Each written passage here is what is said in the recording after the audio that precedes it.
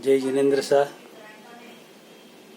एक दिन की बात है, मुंबई चातुर्मास नंदनवन में रात 9:30 बजे मैं और कंवर साहब श्री विजय जी पटवारी, जो लास्ट मुंबई तेरापंथी सभा के 4 साल से मंत्री पद पर रह चुके हैं, उन्होंने कहा, मामा जी गुरुदेव से सिर्फ एक बात करते हैं कि गुरुदेव काफी समय से वार्तालाप नहीं हुई है, तो हमें सेवा का समय दिलाओ। मैंने कहा, कंवर साहब श्री, हम सिर्फ गुरुदेव के दर्शन करके बाहर आ जाते हैं। हम दोनों गुरुदेव के दर्शन करके बाहर आ गए। 2 मिनट बाद अंदर से गौरव मुनि बाहर हॉल में आए और बोले, अशोक जी कोठारी, आपको गुरुदेव ने दर्शन करने को कहा है। मैं और विजय जी वापस अंदर गए, गुरुदेव के दर्शन किए। गुरुदेव ने फरमाया, अशोक जी अभी हम कुछ बात करते हैं। मैंने कहा, गुरुदेव अभी रात के 9:30 बजे हैं, 10 बजे आपके आराम का समय है गुरुदेव, आधे घंटे में बात नहीं हो पाएगी। आप जब भी थोड़ा ज्यादा समय दे गुरुदेव, उस समय हम बात करेंगे। ऐसा कहकर हम गुरुदेव के हॉल में ही एक साइड में खड़े हो गए। उस समय मेरा 6ठा पत्र गुरुदेव के पास पहुंचा था।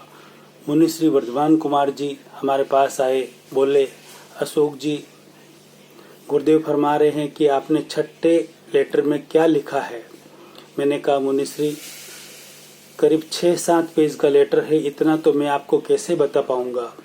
मुनि श्री गुरुदेव के पास गए, वापस आए और बोले, गुरुदेव फरमा रहे हैं कि हमें थोड़ा शॉर्ट में बताओ, आपने उसमें क्या लिखा है।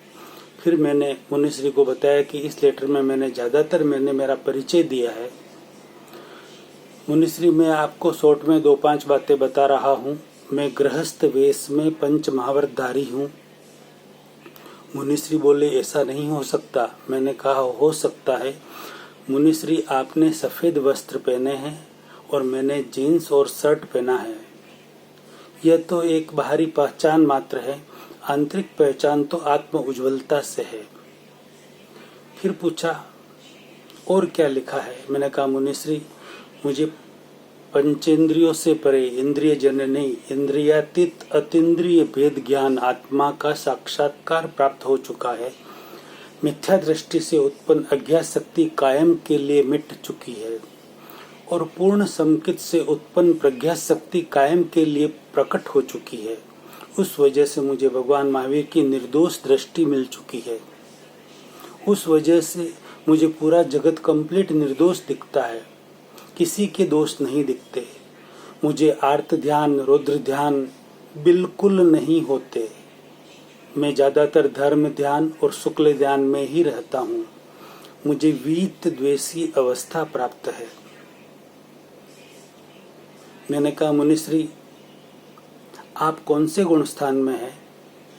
मुनिश्री बोले, मैं 6ठे गुण स्थान में हूँ। और हम, मुनिश्री ने कहा, आप 5वें गुण स्थान में हो। मैंने कहा, मुनिश्री आप गुरुदेव को बताए, मैं अभी व्यवहारिक दृष्टि से निवृत्ति बादर 8वें गुण स्थान के अंत व 9वें गुण स्थान की शुरुआत अनिवृत्ति बादर में हूँ और निश्चय नय की दृष्टि से 12वें गुण स्थान क्षीण मोह में साइक संकेतधारी हूँ। मैं शुभ अशुभ से परे, पाप पुण्य से परे, धर्म अधर्म से परे अध्यात्म में पहुंच गया हूँ। मेरा कर्म बंधन होना लगभग रुक गया है। जो भी पूर्व भव के कर्म हैं वह उदय में आकर समभाव से पूर्ण हो रहे हैं। फिर एक भव के लिए जितने पुण्य की जरूरत है उतना ही पुण्य का बंधन हो रहा है। अगला भव पंचमहाविद्य क्षेत्र में वर्तमान तीर्थंकर श्री सिमंदर स्वामी हरिहंत भगवान के चरणों में ही होगा। मुनिश्री बोले, ऐसा नहीं हो सकता। 5वें आर्य में 7वें गुणस्थान से ऊपर कोई नहीं जा सकते। मैंने कहा, मुनिश्री अछेरा आश्चर्य तो कभी भी हो सकता है। मुनिश्री बोले, हाँ वह तो कभी भी हो सकता है। और क्या लिखा है आप बता दीजिए। मुनिश्री, मैं उपसम श्रेणी से नहीं सपक श्रेणी से आगे बढ़ रहा हूँ।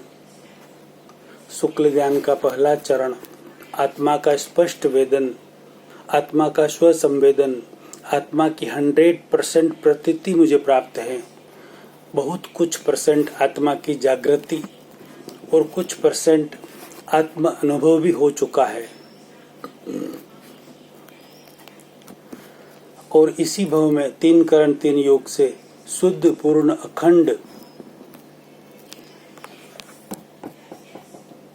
ब्रह्मचर्य सिद्ध होने पर शुक्ल ध्यान का दूसरा चरण, आत्मा का स्पष्ट वेदन, आत्मा का स्वसंवेदन, 10वां गुणस्थान सूक्ष्म संप्राय भी प्राप्त होगा।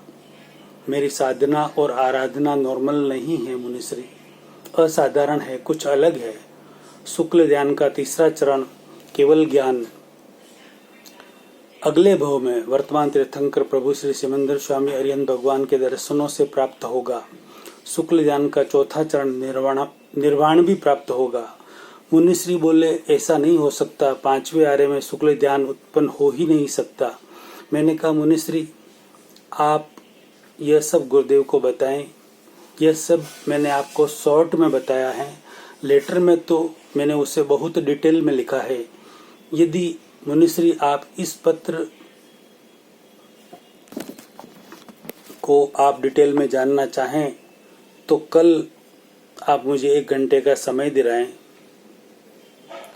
मुनिश्री मुझे आत्मा भिन्न शरीर भिन्न का भेद ज्ञान, आत्म साक्षात्कार, सेल्फ रियलाइजेशन से आत्मा प्राप्त हो चुकी है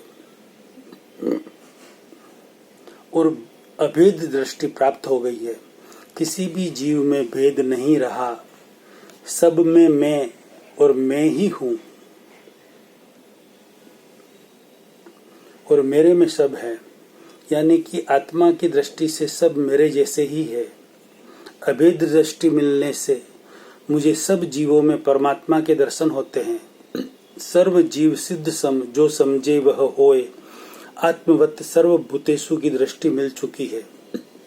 आत्मा के साथ साथ इस जगत का कर्ता कौन है उसका भी ज्ञान हो गया है, जिससे आत्मा संबंधी और कर्ता संबंधी में कायम के लिए निशंक हो गया हूँ। पाना था आत्मा वह पा लिया, शेष पाना और ग्रहण करना कुछ भी तो नहीं रहा। लगभग दुनिया में सारे जीव जिनको जो नाम मिला है, जो पद मिला है, सुबह से लगाकर रात को सोते समय तक 24 घंटे उसी में रहते हैं। आत्मा तो कभी कभार किसी को कुछ क्षण के लिए याद आती होगी। मेरी स्थिति पूरी अलग है। मैं खुद आत्मा हूं और मेरा सिर्फ और सिर्फ आत्मा है। निश्चय नय की दृष्टि से मेरा और कोई नहीं है। और यह शरीर जो है वह अशोक कोठारी है, यह ज्ञान सेट हो गया है। यह शरीर भी मेरा नहीं है, तो इस शरीर से लगने वाले सारे रिश्ते नाते, सगे संबंधी, बंगले, गाड़ी मेरे कैसे हुए?